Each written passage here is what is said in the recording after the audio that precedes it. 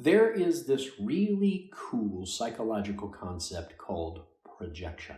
What does that mean? Well, what that means is that we can't refrain. We humans, you and me, all of us, have a very hard time refraining from projecting upon situations. Here's what that means. That means that that thing going on out there with that person, that setting, that circumstance, we can't keep ourselves out of it because we project ourselves into it. It's what humans do. We make it about us. It's very self-centered and very human. Here's an example of this that I had to deal with myself.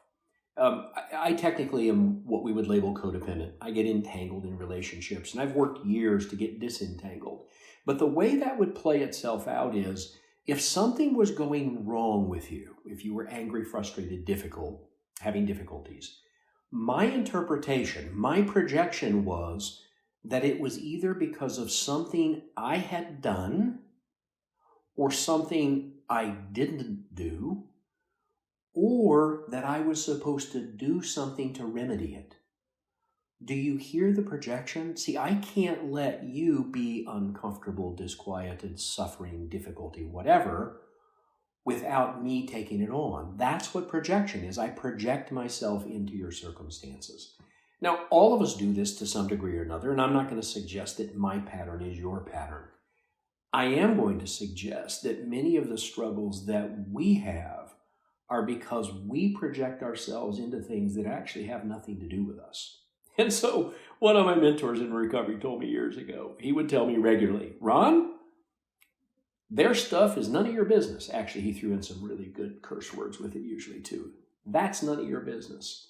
What they are having, experiencing, is just none of your business. Stay out of it. And then he also told me things like, what they think of you is none of your business. Actually, what you think of you is probably none of your business. All of this is just merely an attempt to get ourselves out of the projection business.